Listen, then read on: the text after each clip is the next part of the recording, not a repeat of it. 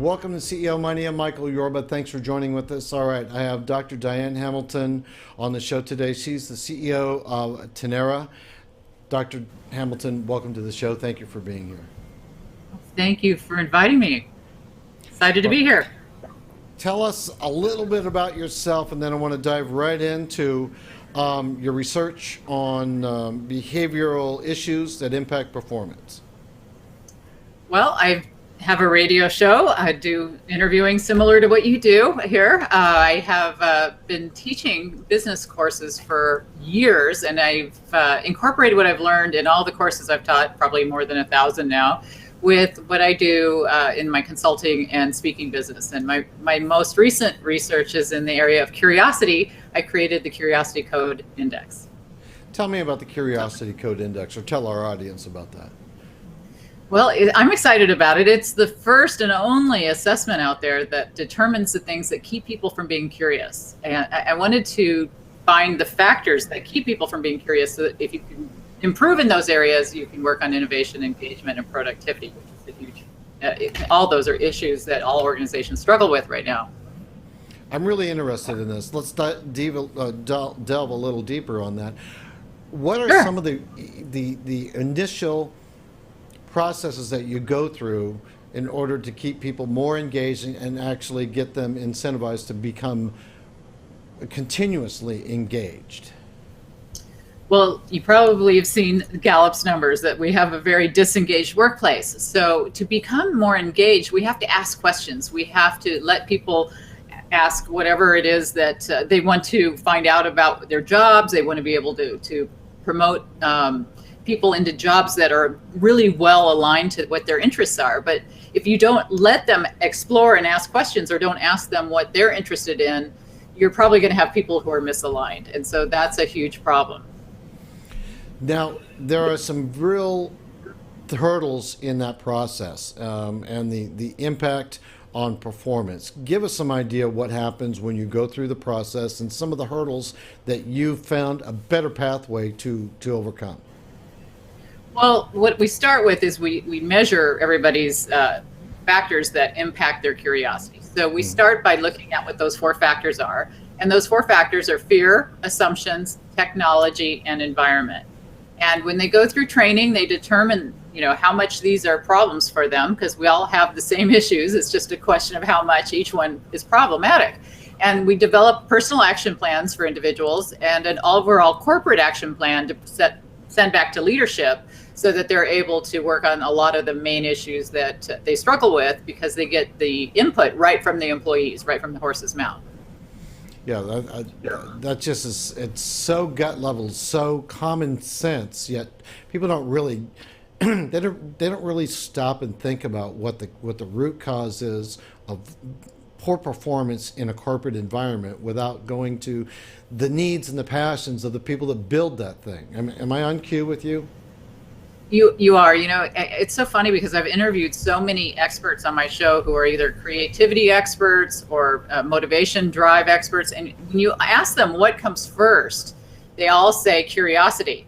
So I liken it to baking a cake. If you mix all the ingredients, you put them into the pan, you put the cake in the oven, what happens? Well, nothing if you don't turn on the oven, right? And that's what we're doing in the workplace. We're mixing all the drive and motivation and trying to get productivity, but nobody's turning on the oven, which is the spark, and that's curiosity. You mentioned that there's some famous people that have worked with you in your processes and you've helped improve.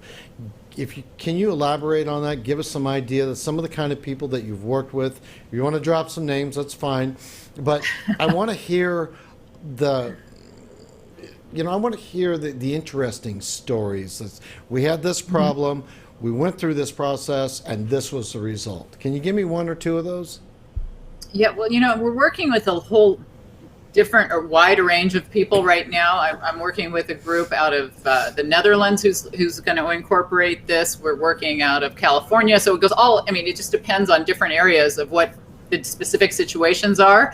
But basically what we're trying to do is work on, everybody's got a really unique individual situation. A lot of people have that voice in their head that holds them back. And so with certain organizations, we have days where we have, let's work on this aspect of the assumptions we're making and how that's holding us back from being innovative and creative. And when you talk about the work and who's noticed this work, I guess, more than who I've worked with, I've had great people like Steve Forbes was nice enough to write a review for the book.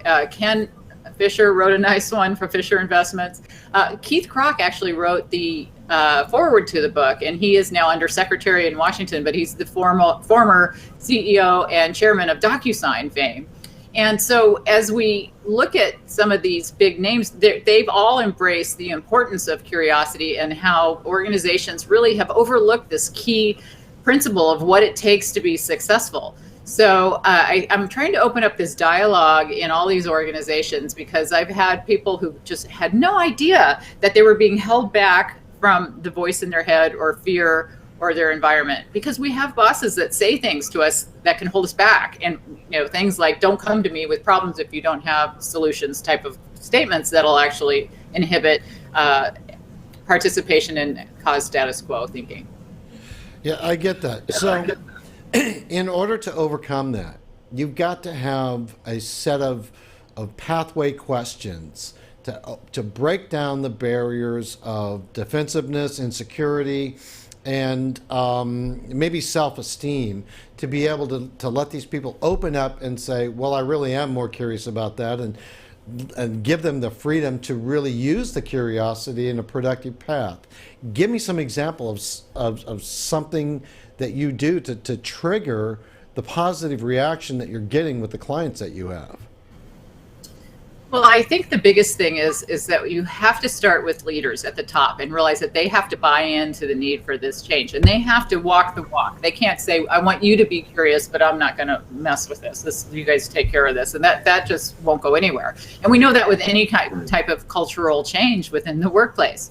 So we start at the top. We get leaders to show they're vulnerable to some extent. Well, they don't know the answers to everything. There's so many people who are worried about being found out that they're not going to know it all. And leaders are right in there. And that's why we have a lot of leaders who have low emotional intelligence and a lot of issues that need to be addressed. So they learn as much from this process as employees do. And they all get together and realize, I can be vulnerable and say, I don't know this. And if I show that to you, then we're more likely to get you to buy into all these steps that we would like to see everybody else go through based on their results and their assessment.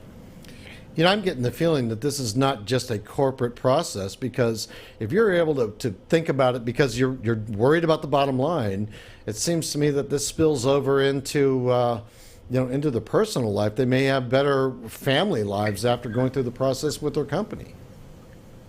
It's definitely a well-rounded treatment that we're trying to consider everything from work to individual life. It's kind of like mindfulness that they use at work. That works at work, it works at home.